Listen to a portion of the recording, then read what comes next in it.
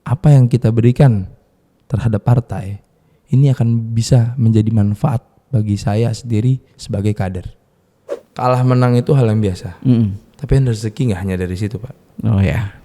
Ya inilah yang saya sebut Partai Golkar ini partai yang besar karena dinamika. Betul. Dinamika di dalam sebuah partai ini menurut saya menjadi hal yang belum apalagi pada saat mendekati Pemilu.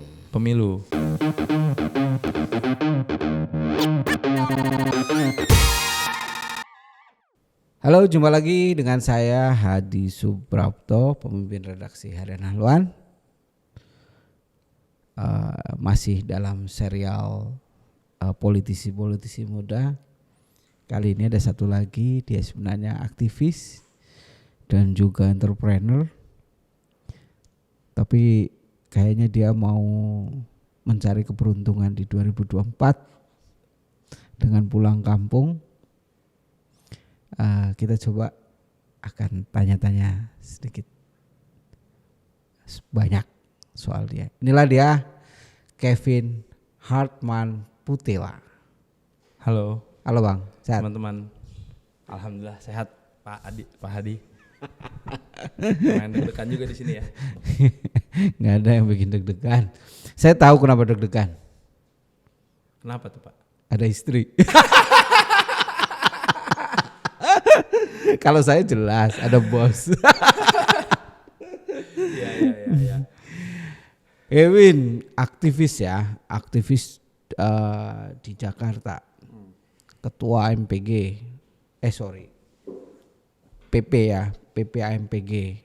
Sebagai apa dulu AMPG? Ketua PPAMPG bidang betul. BUMN, BUMD dan BUMDes. Ketua bidang ya. Kemudian HIPMI Jaya. HIPMI Jaya, lebih tepatnya mungkin di HIPMI Jakarta Pusat sebagai Wakil Sekretaris Umum 1. Oke, nah terus PP, Pemuda Pancasila. SAPMA PP, Satuan Pelajar Mahasiswa Pemuda Pancasila. Tapi kemarin baru aja nih, akhir bulan lalu selesai Munas, sehingga ini lagi pembentukan kepengurusan baru. Itu kayak AMPG-nya Golkar ya? Organisasi OKP. Kayak AMPI mungkin kalau di Golkar tuh AMPI. Oke. Nggak ada kaitan dengan Pemuda Pancasila yang merah-merah itu nggak? Ya, SAPMA PP ini berkaitan. Pemuda Pancasila ini merupakan induknya, ormasnya. Oke. Ya kan? Sedangkan SAPMA PP ini merupakan OKP-nya. Gitu loh. Mungkin bisa kita katakan representatif dari PP. Kaum intelektualnya PP. SAPMA Pemuda Pancasila. Itu. Oke. Karena memang kita berangkat dari teman-teman pelajar dan mahasiswa gitu. Semua di Jakarta. Ya, kalau SAPMA PP saya nasional. AMPG pun nasional. Oh iya, MPG PP ya. Urus Jakarta ya. Sekarang mau pulang kampung, nyalek di sana. Di mana kampung? Kebetulan Pemalang. Bukan kampung, lebih tepatnya Kota. Kabupaten Pemalang. Oke. Itu sebenarnya dapil orang tua saya, Pak. Kalau saya asli Palembang. Palembang. Tapi orang tua dulu di sana. Di sana. Mas, ini menarik soal sebenarnya sih nggak baru-baru amat ya, nggak baru-baru amat di politik karena 2017 sudah berkecimpung di AMPG. Iya. Ini tertarik politik itu dari tahun berapa sih? Sebelum masuk AMPG udah punya KTA? Sebenarnya organisasi pertama saya itu dulu zaman sekolah ya, tapi non formal. Oke. Itu kayak zaman dulu tuh ada geng-gengan namanya Labrador lah. Apa itu? Ya kayak perkumpulan komunitas anak-anak yang sering nongkrong aja, Pak. Labrador. Ya, tapi kalau organisasi pertama kali yang saya masuki adalah Pemuda Pancasila. Oke. Di tahun 2009. 2009. PAC Ranting Ciracas. Kebetulan saya besar dan tumbuh di Ciracas. Cibubur Ciracas gitu. Tinggal Cibubur, sekolah di Ciracas. Kan? Makanya ambil Ranting Ciracas. Jadinya ya teman-teman banyak di sana sehingga ya bersosialisasi dengan teman-teman Pemuda Pancasila gitu. Itu usia berapa? 2009. Berarti itu saya SMA kelas 1. SMA kelas 1 udah SMA kelas 1. Udah gabung PP. Gabung PP. Enggak takut. Enggak, kenapa? Orang tua ini Enggak. Orang tua saya enggak pernah melarang saya main dengan siapa. Oke. Menarik itu. Kenapa enggak takut? Satu, orang tua saya juga besar di lingkungan pemuda Pancasila. Oke. Dan lagi pula kan menurut saya pemuda Pancasila ini ya termasuk membantu mitra pemerintah lah dalam menjaga situasi keamanan, maksud termasuk di bawah ya. Kalau misalnya contoh simpelnya di parkiran Indomaret tuh kan banyak kader-kader pemuda Pancasila juga yang membantu menjaga agar aman ya Pak ya. Itu. Jadi enggak ini ya.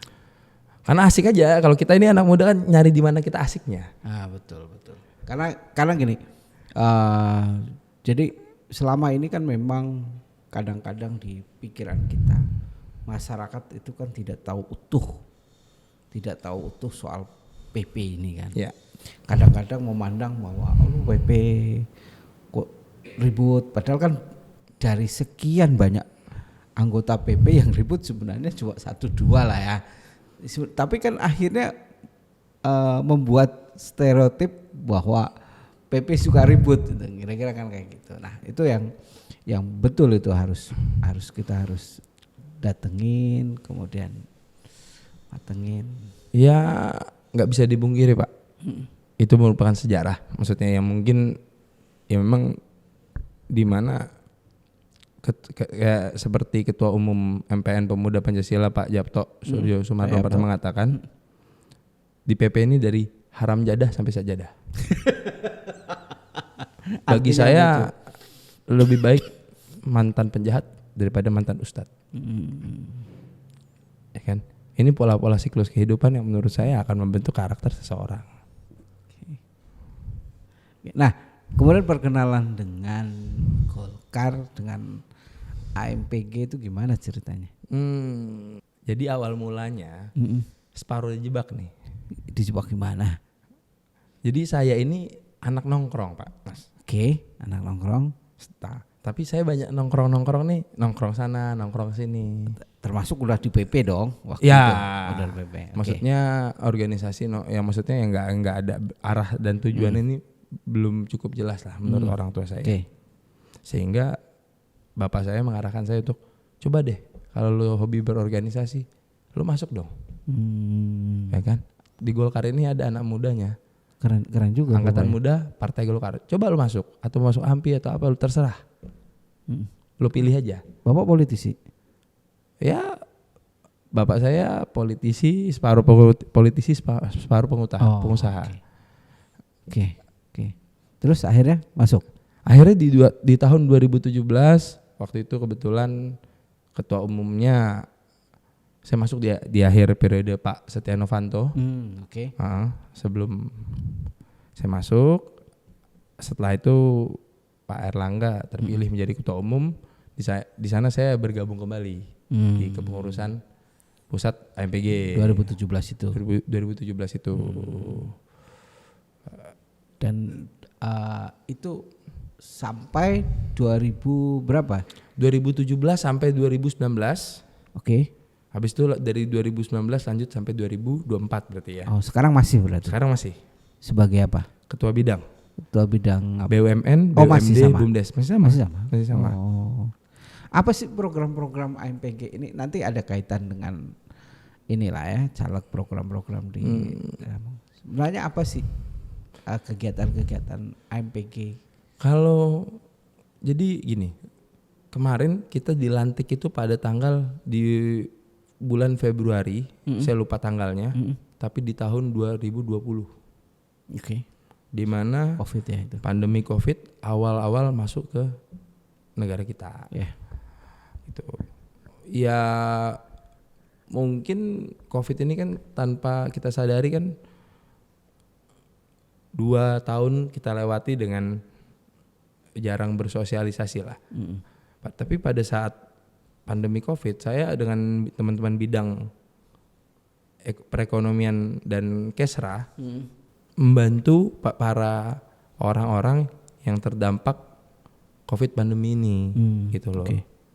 Mungkin bisa dikatakan kelas bawah yang benar-benar kehilangan pekerjaannya Pak. Iya. Gitu loh. Ya berupa makanan, santunan gitu. Ya mungkin jumlahnya nggak seberapa. Tapi paling enggak dengan acara itu kita liput ya kan, dan kita sebarkan di sosial media, harapannya akan banyak lagi uluran tangan yang membantu teman-teman yang terkena pandemi. Oke.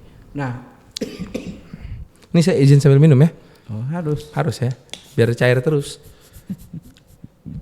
Silakan minum, silakan. Ini minum belum ada brandnya. Belum ada brandnya ya. Kita bikin ada brandnya nanti.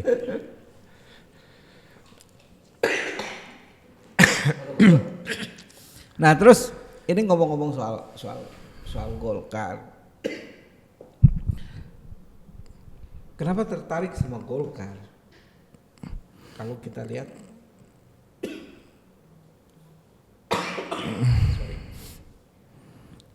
kalau kita lihat banyak partai lain yang juga sama-sama mengakomodir Golkar ya. Yang sama-sama mengakomodir anak muda. Memang betul Golkar selama ini pencetak politikus handal di Indonesia ya, salah satunya lahir dari Golkar. Tapi Kevin gak kepengen ngelirik partai lain?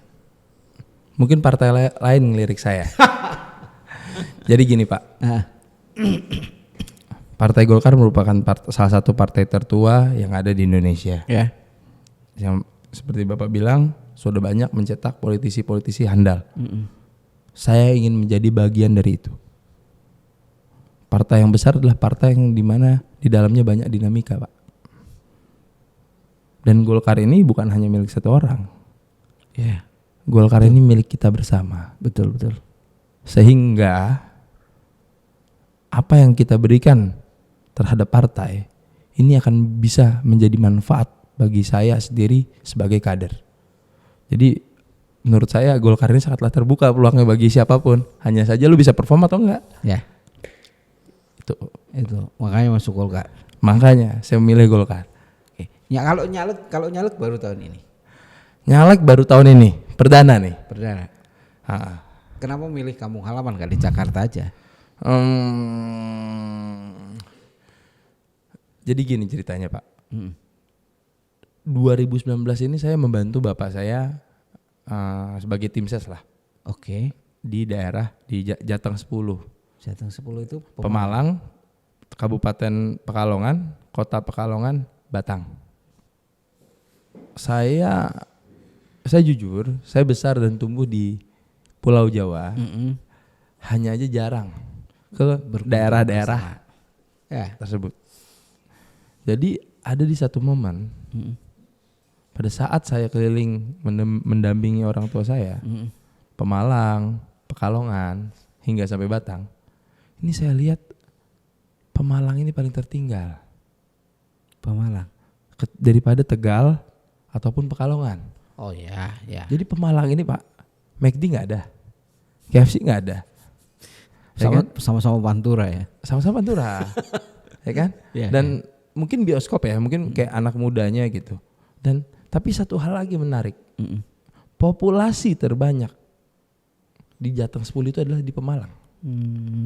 Boleh dicek kalau nggak salah tuh total jumlah penduduknya 1,1 juta, hampir 1,2 juta populasinya.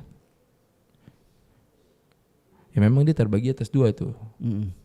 Pesisir utara sama pegunungan di Sata.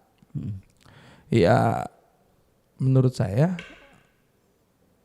ini pandangan saya Pak ya, dengan populasi sebanyak ini seharusnya Pemalang bisa maju. Iya betul. Kan banyak SDM-nya, Konsumsinya tinggi, ya kan? Ada datanya kok itu. Hanya saja saya lihat tadi Pak, dari beberapa daerah di daerah tetangganya, kabupaten tetangganya, kok tertinggal. termasuk sebenarnya sebelah tetangga di bawahnya itu kalau di maps ya, di bawahnya Pemalang itu Purbalingga. Ya. Itu Purbalingga juga cepet loh. Dia narik investasi gila-gilaan. Hampir dia itu pabrik-pabrik kecil dan besar banyak banget masuk ke situ. Karena memang perangkat-perangkatnya keren-keren, ngambil investasi. Bahkan di kampung saya Banjarnegara itu teman-teman dan saudara-saudara itu bekerja itu jadi buruh. Sekarang jadi buruhnya bukan di kampung halamannya tapi udah geser ke Purbalingga. Ya lebih baik lah, itu lebih dekat dibandingkan harus ke Karawang. Ya. Nah, tapi kalau misalnya ini kampung kita di Banjarnegara bisa menarik investasi kan jauh lebih keren sebenarnya. Orang nggak perlu ke daerah lain. Jadi sekali lagi saya ulang Pak, Pemalang ini bukan kampung saya. Baik. Saya kelahiran Padang Palembang. Orang tua mama saya Padang, ya kan. Bapak saya Lubuk Linggau. Baik. Tapi kan kalau Sumatera ini saya berarti orang Padang. Orang Minang. Orang Minang. Darahnya Minang, darah ibu ya. Okay. Tapi mental Palembang boleh. Ya jadi ya yang kayak tadi saya bilang Pak, saya mengacu pada angka. Total populasi hampir 1,2 juta ya jiwa. Ini angka yang sangat fantastis menurut saya. Gitu loh. Dan ini menjadi pertanyaan sebenarnya bagi saya anak muda yang pada saat tahun 2019 saya masuk ke sana, ya kan, sebagai tim sukses orang tua saya, dan terus saya kembali lagi pada tahun 2020. Kok masih gini-gini aja? Nggak banyak berubah. Nggak banyak yang berubah. Udah sering ke Pemalang? Saya sering, karena kebetulan Pak. Nah ini pada saat COVID pandemi.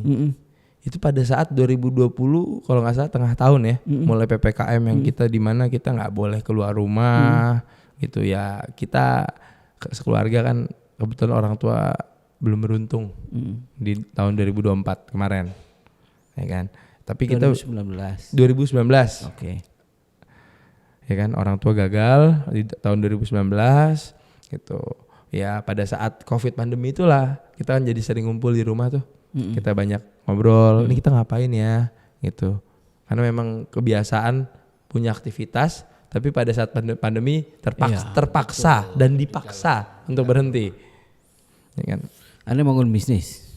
Akhirnya muncullah ide untuk bagaimana kalau Pemalang ini, ya kan, kita tunaikan aja janji-janji politik yang udah bapak saya berikan, walaupun dia nggak duduk di sana. Ini asas kebermanfaatannya aja. Oke.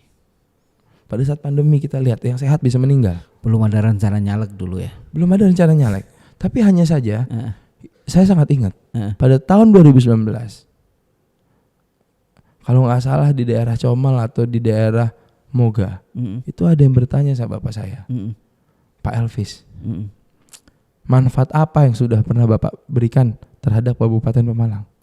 Di situ saya sendiri sebagai anaknya saya diam. Ya memang kalau kita mengatakan kita sebagai pengusaha, entrepreneur, belum ada usaha yang kita buat di sana. Tandanya apa? Belum ada manfaat yang kita berikan kepada masyarakat Kabupaten Pemalang. Nah, pada saat COVID pandemi di rumah, ya pasca kalah dalam pileg ya. Kayaknya ini sayang nih investasi di sana udah masuk, udah banyak kenal juga sampai level kepala desa, ya kan. Ini apa yang sekiranya saya melihat di sini apa yang sekiranya bisa kita manfaatkan nih. Nah, salah satunya yang saya lihat adalah Pertashop Pak, karena waktu itu Pertamina lagi gencar mencanangkan itu dan menurut saya ini investasi aman jangka panjang. Memang marginnya nggak besar. Tapi insya Allah dapat membantu. Karena gini Pak. Lapangan kerja ya. Ya, satu lapangan kerja. Kedua, SPBU itu hanya ada di jalur provinsi. Bapak bisa bayangin dari satu desa Ya. ke desa mau ke jalan provinsi aja ini berapa jauh Pak, Ya, muter-muter. Betul. Ya kan? Sedangkan di pertengahan gak jalan cuma ini, muter, gak cuma muter. naik turun Naik juga. turun. Nah, ini juga yang menjadi maksud saya, ini kan ada rantainya masyarakat. Sehingga kan kalau dari desa ini mau ke SPBU ini jauh, ya kan? Di sini kan ada Pertamini. Tapi Pertamini ini kan menjual BBM enggak dengan secara kualitas baik Dan ya kan? harga juga. Dan harganya juga kurang baik. Betul. Sedangkan pemerintah sedang menggagas yang namanya program penyamaratan harga BBM. Betul. Nah, saya sepakat dengan orang tua saya, ayo kita lanjutkan. Keren juga Bapak ya. Maksudnya Bapak atau saya? Bapak saya. Iya. kan beliau sudah gagal. Kok nggak dendam gitu loh? Iya. Harus ke anaknya harus meneladani bapaknya dong. Gini Pak. Satu hal dalam berpolitik. Kalah menang itu hal yang biasa. Tapi rezeki nggak hanya dari situ Pak. Oh ya. Keren. Ya kan? Kalah menang hal biasa. Kalah menang hal yang biasa. Tapi rezeki nggak datang dari situ. Rezeki nggak datang dari situ. Ya termasuk Pak, kalau saya hidup ini bagaimana kita bisa memberikan manfaat. Okay. Karena menurut saya kalau kita berbicara hari ini pakai money politik, mungkin banyak orang bisa melakukan itu. Betul. Tapi hilang duit itu, hilang juga mungkin manfaatnya. Ya kan? Nah sedangkan yang lagi kita pengen bangun ini adalah ekosistem. Bagaimana masyarakat yang tadinya jauh untuk membeli bensin dengan harga yang sama dan dengan kualitas yang sama, ini bisa mereka dapatkan itu. Gitu. Harapan saya BUMN juga jangan hanya mencanangkan program-program ini, tapi bertanggung jawab juga atas program yang udah dibuat. Karena jujur Pak, di Pertashop hari ini banyak kendala. Kendalanya? Jalan desa ini nggak seperti di kota Pak. Sepi. Kecil. Oh, tangki susah. Armada Pertamina bisa saya katakan terbatas, yang 5 atau 6 KL. Itu 5.000. Dan hanya untuk beberapa daerah hanya armada itu yang bisa memasuki tempat Pertashop. Jadi karena memang akses jalan desanya belum memadai Pak. Sering kosong. Ya jadi sering telat pasokan. Nah, jadi pada saat awal kita buka tidak ada kata terlambat itu. Mungkin karena jadi kebetulan saya ini Pertashop pertama di Jawa Tengah. Oh, oke. PT saya ini. Kebetulan memang bapak saya menggodok program ini melalui Kadin dari tahun 2016 juga. Gitu loh. Sehingga memang karena orang tua memang orang oil and gas ya. Jadi ya kita sedikit banyaknya belajar dan berusaha mengerti lah gitu loh. Arah dari Pertashop ini kemana. Sangat luar biasa dahsyat. Saya punya 10 di 9 kecamatan. 10. Punya 10 di 9 kecamatan. 10 berarti bisa 10 desa ya itu ya? 10 desa. Gitu Pak. Kecamatan. Dan salah satunya yang menurut saya mungkin boleh dicontoh oleh teman-teman adalah banyak lahan-lahan desa di luar sana yang nggak produktif. Kita bisa memanfaatkan lahan-lahan itu agar jadi produktif, sehingga apa? Anggaran di desa pun juga tetap ada, gitu loh. Karena kan kita harus tahu Pak, anggaran di desa pun sebenarnya kan bisa dibilang nggak cukup ya Pak. Iya. Nah ini kan menurut saya kan, ya kalau dari sisi saya, ayo monggo lah kita nih anak-anak muda nih kita lihat, maksudnya peluang yang lebih nyata. Ya kan, saling bantu bahu membahu, ya kan, biar manfaatnya dapat terasa bagi semuanya. Tapi itu sih sebenarnya menarik ya, karena Pertashop itu kan sebenarnya bagian yang tidak terpisah dari masyarakat desa. Di kampung saya itu kalau dulu kalau mau beli bensin itu harus berjalan sekitar 10 kilo lah ya. 10 kilo. Ya. Untuk menemukan SPBU? Ya. Harus ke jalur provinsi. Ya tadi nggak cuma muter, naik turun. Naik turun. Nah sekarang ini ada bumdes Ya. yang mereka memanfaatkan tanah desa yang kurang itu tadi kurang produktif. Sama dia dibuka macam-macam. Ya akhirnya jalan. Tapi memang kendala-kendala saya tidak tahu persis kan, karena saya kan kalau pulang juga nggak lama-lama di rumah, jadi nggak tahu persis kendala pasokan gimana macam-macam. Tapi sih itu menarik kalau misalnya ini ya, mudah-mudahan Pertamina ini lebih serius lagi untuk distribusinya supaya nggak ada keterlambatan. Ya, salah. Betul. Karena ini sangat bagus, Pak. Sehari habis laku berapa liter? Kita di top rata-rata ya. Pada saat sebelum kenaikan harga Pertamax yang kemarin. Betul. 500 sampai 800 rata-rata. Gede ya? Satu titik. Ya. Padahal mereka paling banyak kan motor yang ngisi. Satu motor tuh 110.000 Pak. Oh, oke. Kalau ngisi. Itu udah kita punya datanya. Oh. Dan rata-rata kan orang di desa ini kan 4 apabila anaknya sudah besar-besar ya. Yang saya lihat di dapil saya. 1 orang 1 motor.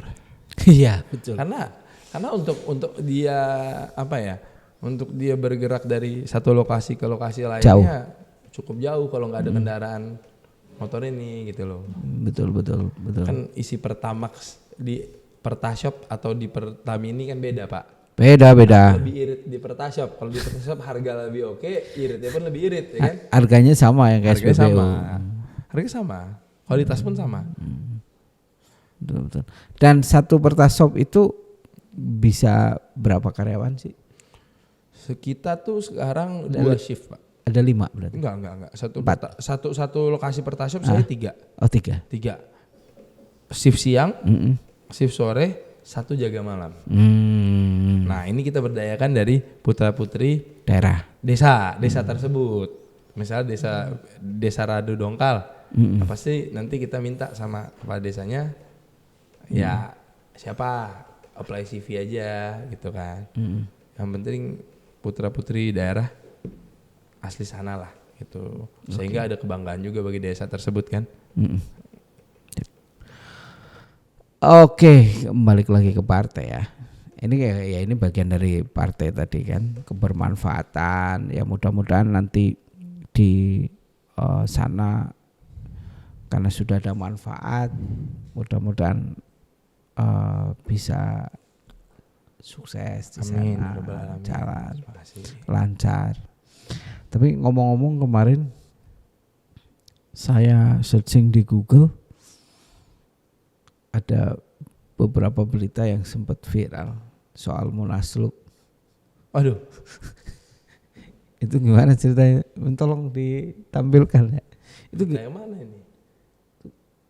Wah, sering nonton itu tuh. Aduh. Ini ceritanya gimana nih ceritanya? Ya, sebenarnya ini kan berita di awal Agustus kemarin ya Pak. Oke. Pada saat ya inilah yang saya sebut. Partai Golkar ini partai yang besar karena dinamika. Betul. Dinamika di dalam sebuah partai ini menurut saya menjadi hal yang lumrah. Apalagi pada saat mendekati pemilu. Pilpres khususnya. Ya, Pilpres. Ya, saya di sini sebenarnya karena saya kader Golkar dan sekaligus diamanahi menjadi ketua PPAMPG bidang ekonomi. Ya saya hanya bersuara, menyuarakan, karena menurut saya kemarin cukup banyak teman-teman kader partai yang nggak berani bersuara. Sedangkan menurut saya ketua umum saya Pak Erlangga Hartarto dan ketua umum PPAMPG Kang Ilham Permana ini banyak memberikan amanah dan tugas kepada saya sebagai kader dan manfaatnya pun saya rasakan. Gitu loh. Ada beberapa kegiatan besar yang mereka belikan kepada saya. Contohnya di foto ini, di mana saya menjadi ketua HUT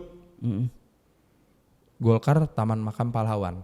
Jadi di setiap acara HUT Golkar ini ada beberapa rangkaian. Iya. Biasanya tuh kita ada ziarah dulu ke Taman Makam Pahlawan. Nah, itu yang ziarah. Nah, ziarah. Nah, kebetulan di foto ini saya menjadi ketuanya. Oke. Ketuanya sekaligus komandan upacaranya. Oh, keren juga ya. Jadi memang maksud saya di Golkar ini berkader, ya kan? Dan semua tahapan jenjang karir organisasi kita jalani. Oke, keren. Tapi kita sekarang udah nggak berbicara ini, Pak. Berjalannya apa? Program Prabowo presiden. Karena memang kemarin kan hasil ini kan kita udah sepakat. Udah fix ya. Udah fix. Golkar mendukung Pak Prabowo. Ya harapannya bisa berbarengan lah. Apa yang bisa ngomong-ngomong Prabowo ya? Siap. Apa yang bisa disinergikan antara sosok Pak Prabowo dengan nanti program-program sampean di Pemalang itu? Jujur, saya nggak terlalu berpikir ke arah sana, Pak. Oke. Karena menurut saya di grassroots. Oke. Yang dimana menurut saya sendiri hari ini bagi saya calon pemimpin berarti ada total 3 capres, Pak ya. Capres. Sementara ada total 3. Pak Prabowo, Anies. Pak Ganjar, Pak Anies. Betul. Menurut saya ketiga orang ini adalah orang hebat. Pak Prabowo dengan mentalitinya kalah, Pak. Gabung ke dalam koalisi. Iya. Maju lagi. Ini bukan mentalitas seorang. Ini mentalitas seorang Pak Prabowo. Ya karena menurut saya Pak Anies dengan track recordnya ya, Pak Ganjar juga dengan segala macam hal-hal yang udah dia berikan kepada Jawa Tengah. Nah menurut saya ketiga figur ini mungkin anak-anak terbaik Indonesia hari ini. Oke, mudah-mudahan lancar di Pemalang nanti di 2024. Mudah-mudahan banyak membawa manfaat untuk Pemalang. Oh ya, ada satu yang kelupaan. Sebelum ini akan bagi hadiah ya. Bagi hadiah. Bagi komentar terbaik. Mau dilihat? Coba dibuka dulu kali ya. Mau dibuka? Coba dibuka biar ntar bisa kelihatan kan.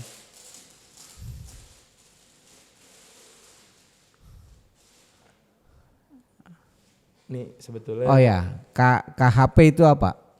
Kevin Harapan Pemalang. Kevin Harapan Pemalang. Jaketnya bagus. Jadi ini jaket mau dikasihkan ke siapa yo? Ke komentar terbaik. Komentar di terbaik YouTube ini. Nanti kita akan kirim. Mantap. Kevin Harapan Pemalang. Terutama warga Pemalang jangan lupa ya. Oke, Bang. Pesen-pesen dong buat pemuda Pemalang khususnya dan pemuda Indonesia lah pada umumnya. Iya. Bismillahirrahmanirrahim. Mungkin pesan dari saya satu, terutama untuk anak muda di seluruh Indonesia. Melalui survei, pemilih di tahun 2024 ini adalah 60% kaum milenial. Oke. Harapan saya generasi milenial, Gen Z dan di bawahnya ini, ayo kita melek politik, kita bahu membahu membangun bangsa ini agar Indonesia bisa terus maju dan kita dapat kemajuan. Siap. Karena menurut saya membangun bangsa ini nggak bisa sendiri, Pak. Ya, betul. Dan ini kalau kata Pak Soekarno, beri saya 10 pemuda, maka akan guguncang dunia. Jangankan negara, perusahaan aja sendiri juga nggak jalan. Oke, terima kasih Bang Kevin. Selamat Sama-sama. berjuang di 2024. Terima kasih dari saya. Salam. Terima kasih. Thank you. Thank you.